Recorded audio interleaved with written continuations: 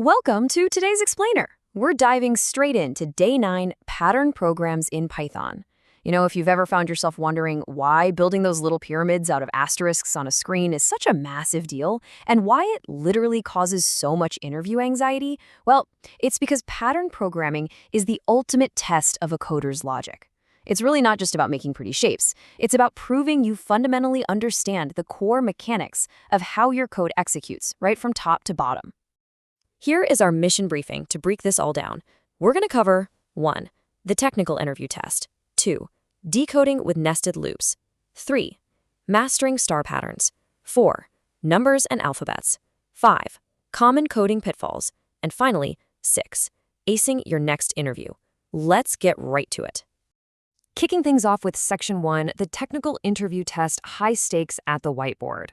We're starting with the real-world stakes here. Just imagine you're sitting right there across from a hiring manager, marker in hand.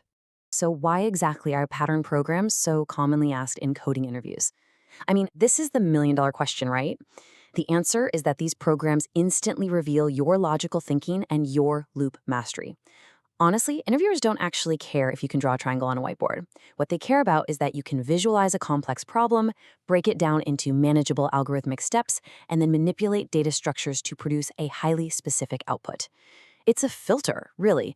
It effectively separates the folks who just memorize syntax from the true logical thinkers. Moving right along to Section 2, decoding with nested loops, the engine behind the code. Let's look at the foundational tool for manipulating that digital grid. Okay, so a nested loop is essentially the core logic of placing one loop inside another to systematically control both rows and columns in a grid structure. Think of the outer loop as your elevator moving floor by floor. Those are your rows. And the inner loop, well, that's you walking down the hallway on each floor, checking each specific door. Those are your columns. You absolutely cannot navigate the entire building without executing both. It's like a giant moving puzzle. Here is the crucial takeaway. Any intimidating pattern they hand you can be hacked by breaking it down into 3 distinct steps. First up, determine the rows. Just ask yourself, how tall is this pattern going to be? Second, determine the columns. How wide does it need to go on each specific row? And third, establish the print conditions. When exactly do we print a star and when do we print a blank space?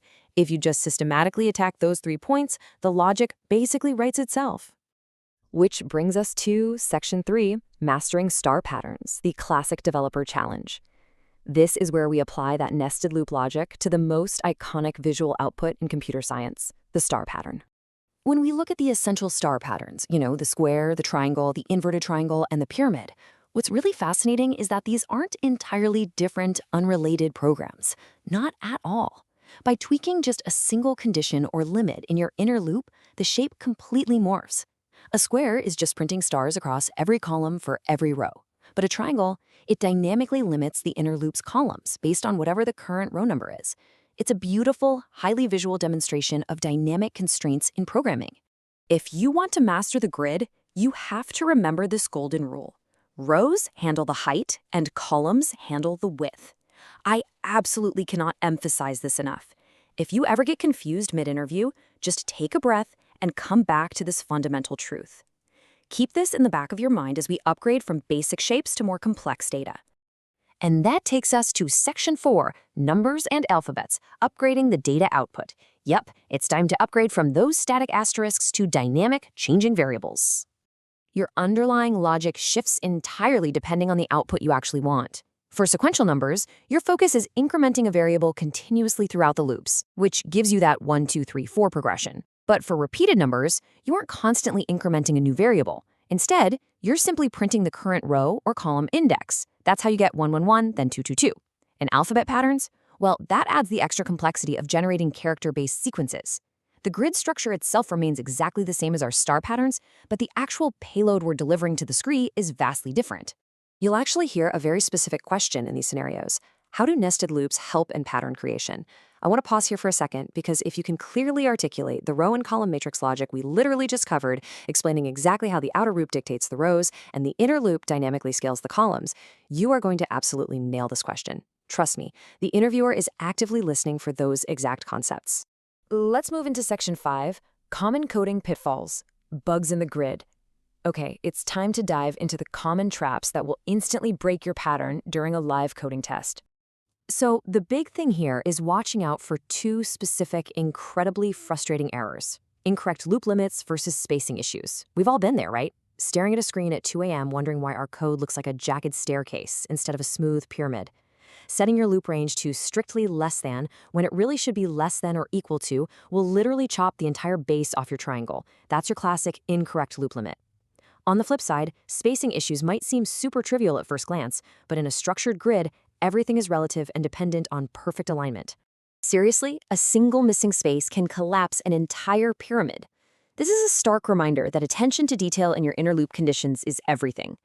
In pattern programming, a blank space isn't just empty air. It's a meticulously calculated character that's printed by your code. If your space printing loop is off by just one single iteration, your beautiful symmetrical pyramid turns into a lopsided, unstructured mess right there on the whiteboard. Bringing it home with Section 6, acing your next interview, your mini projects. We've covered the theory, but let's be real. Typing it out and building that muscle memory is what actually gets you the job offer. To lock in everything you've learned today, here is your assignment.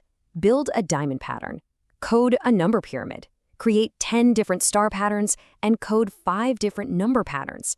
The diamond pattern in particular is an absolutely fantastic test because it forces you to combine an upward growing pyramid with a downward shrinking inverted pyramid. It tests literally every single concept we've talked about today. So you know the logic now. Can you build the diamond pattern before your next interview? I'm going to leave you with this challenge to tackle right now. We've decoded the nested loops, we mapped out the rows and columns, and we explored the common pitfalls that trip so many developers up. But remember this, mastering these patterns isn't just about passing a whiteboard test. It's about training your brain to see the invisible architecture behind every single piece of software you will ever write. The grid is no longer a mystery, so open your editor, test your logic, and ask yourself, what pattern will you conquer next? I'll see you in the next explainer.